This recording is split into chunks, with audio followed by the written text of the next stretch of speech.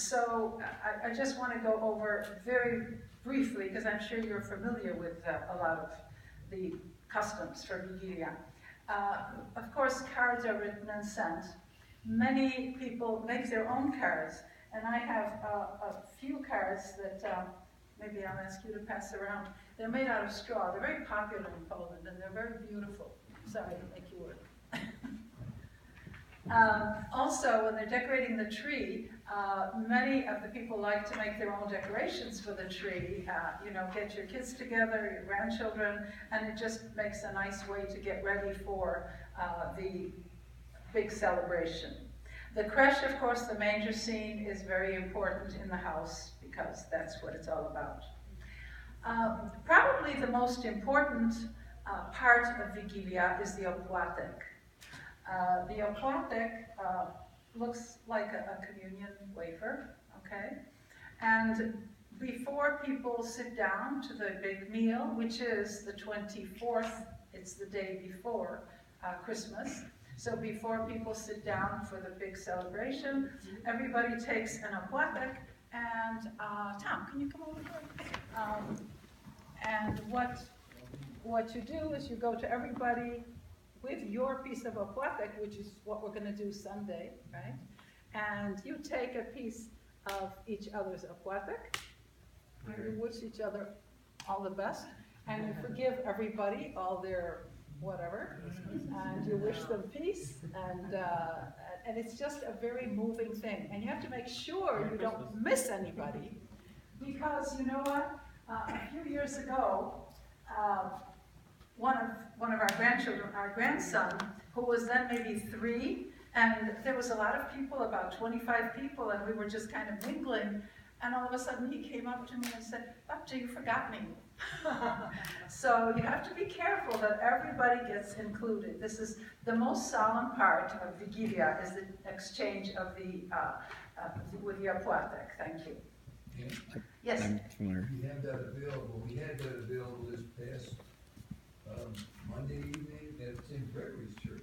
Great. The opłatek? Yeah. Yeah. A lot of churches. I know. We belong to Our Lady of Częstochowa, and they have the opłatek. Incidentally, in the church, a bag of 3 wafers like this is $1. At the Broadway markets, it's $2.25.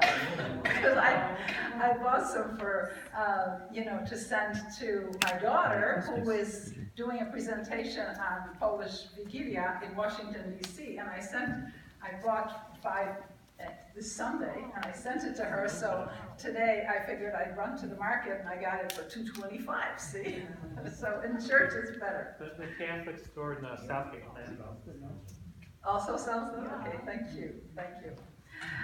So this Christmas wafer opłatek is really the most beautiful Polish custom. On Christmas Eve, when the first star appears, all family members and friends gather around a very festive table to share this opłatek. Thank you. The table is set in a very special way. Of course, your best dishes, everything is out. You have a beautiful, usually white, sometimes hand-embroidered tablecloth with straw underneath. So these are all very, very traditional things. The dinner is traditionally meatless. I know here in the United States sometimes people have some meat, but traditionally it is meatless, and consists of things like mushroom soup, herring, all kinds of fish dishes, pierogi, but of course meatless again. A lot of desserts that are primarily made with yeast, whether it's babka or makowiec, poppy seed cake, or something like that. Traditionally, 12 dishes. And a very nice tradition is that there's always one space left for maybe Christ, or maybe anyone who would wander in, from the street, so that there's always room in the inn. You know the Polish saying, gość w dom, Bóg w dom. Guest in your house is like God in the house, So after the dinner, carols are sung, some presents are open, and everybody goes to pasterka, to your midnight mass, okay? Now, I know that each family has a lot of their own personal traditions. Also, in different parts of Poland, there are different traditions. But the ones I talked about, I think, are pretty common everywhere. Okay? When I was teaching several years ago, the editor of the school paper asked me if I would write my thoughts about Wigilia or Christmas. He said, Wigilia or Christmas, okay? Which to me is equivalent anyway, you know. So I wrote an article, and when Felix asked me to say a few words, I thought I would share this with you, because it's just our own personal Christmas, Wigilia. And maybe you can share with us some of the things that you do personally, okay? So this is what I wrote. I think most of you know that my family is from Europe. I was born at the beginning of the war in Tel Aviv because my parents were running away, of course, from Poland. And we were in displaced person camps for a while, so that explains the beginning of it. So here it goes. I remember my first few Christmases only through snapshots that show lean trees decorated with a handful of homemade decorations. It was at the end of the war that had taken millions of lives. My parents had my brother and me, a bit of clothing, lots of care packages, dreams, and faith. I think of that now because Christmas is not only a time for joy and celebration, but also reflection. There is much meaning in the event, and perhaps too often we take Christmas somewhat too light-heartedly. The glass, tinsel, blinking lights so easily blot out the deeper message born over 2,000 years ago. The commercialism overwhelms senses and sometimes sensibility, making Santa Claus and gift-giving more important than a message that pleads silently for attention and recognition. A touch of humility, a dash of empathy, and a willingness to reach out and embrace fellow human beings who express a sincere desire for peace and goodwill are qualities that Christians should not only evoke, but also help enrich and enshrine. Christians share this planet with millions of people who adhere to other religions and other religious beliefs. Yet a closer look at all major religions clearly shows a common ground and the way for mutual respect.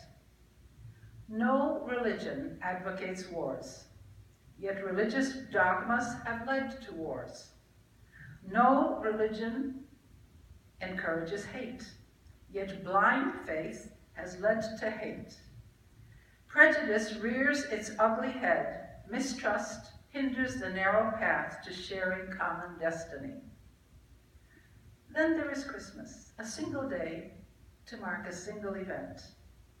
Perhaps this Christmas, all of us, regardless of our faith, should just for a few moments reflect on this tiny, crowded, troubled, and unpredictable earth, and wonder what each of us can do, individually, to make it better. It is idealistic thinking, I know, but it is a step in the long road of life that can lead to a day somewhere far away when mankind can live in peace and tranquility. In the rubble of post-war Europe, my parents gave me gifts for Christmas, eating less so that I might have a doll.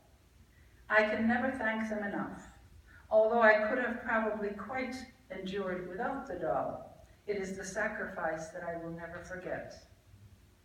Maybe, just maybe, that is the elusive meaning of Christmas, sharing when there is little to share, giving when there is not much to give, but sharing and giving with affection and sincerity. It is perhaps the feeling of family that makes Christmas real. Theologians, no doubt, have endless rhetoric as to the meaning of Christmas. Great minds have debated the merits of religions and religious beliefs.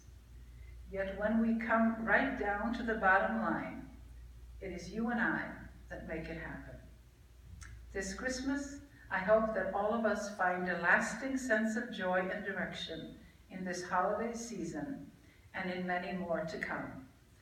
So in my life, this is the way my husband and I see Christmas, and this is how we try to connect it to Wigilia and our customs. I think we have to look beyond ourselves. We have to look globally in this world. I think maybe some of you might share some very specific things that you do at home for Wigilia. Is there anything that you do that's unusual? I have a personal thing to say about Christmas. Yes. Well, go ahead and say it, my dear.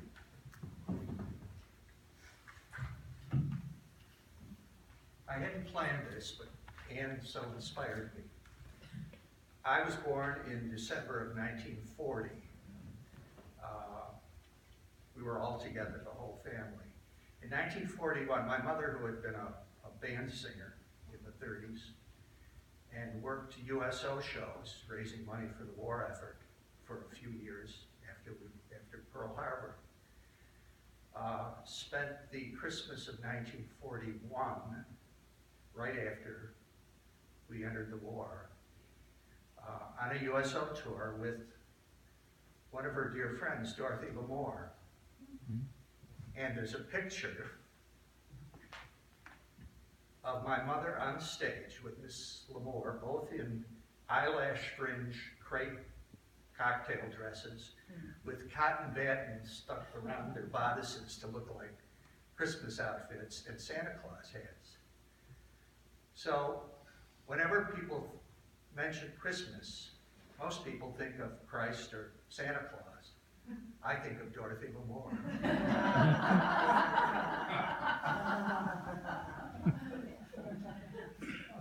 Listen, you grow up with it, there's no way out of it. Anyone else? Maybe something a little more tender-hearted. No.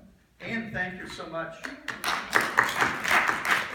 You've always come through for us. Okay, we've got